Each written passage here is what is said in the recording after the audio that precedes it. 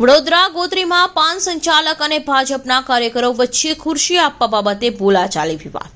એક તરફ સામી ચૂંટણીએ ભાજપમાં કેટલાક કાર્યકર્તાઓની દાદાગીરીનો ભોગ સામાન્ય નાગરિકોની વેપારીઓ બની રહ્યા છે, જેને કારણે તેઓમાં આક્રોશ સાથે નારાજગી જોવા મળી રહી છે।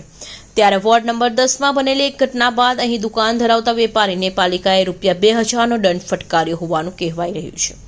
તાજેતરમાં લોકસભાની ચૂંટણીની જોરોશોરથી પ્રચાર ચાલી રહ્યો છે, ત્યારે વોર્ડ નંબર 10ના ભાજપના કોષાધ્યક્ષ બ્રિજેશ કાપડિયા અને યુવા મોરચાના કાર્યકર વિક્રમ ગોત્રી વાસણા રોડ ખાતે આવેલા પારસ પાન ખાતે ગયા હતા।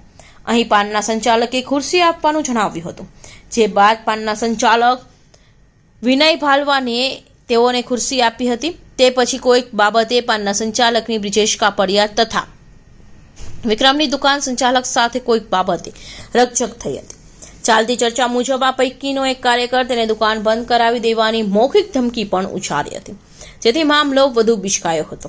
આ તરફી અહીં હાજર એક કાઉન્સિલર મુખ્ય પ્રેક્ષક તરીકે બેસી રહ્યા હતા। સમગ્ર ઘટના બાદ પાલિકાએ પારસ પાનના સંચાલકની દુકાનની બહાર કચરો નાખી ગંદકી કરી લેલા હોવાનું જણાવી ₹2000નો દંડ ફટકાર્યો હોવાનું કહેવાય છે। ઉલ્લેખનીય છે કે સમગ્ર ઘટના બની ત્યારે અહીં એક કાઉન્સિલર પણ હાજર હતા। હાલ ચૂંટણીનો માહોલ છે, ત્યારે ભાજપના કાર્યકર્તાઓની વલણથી સામાન્ય લોકો અને વેપારીઓમાં આવી ઘટનાઓને કારણે રોષ વધી રહ્યો છે।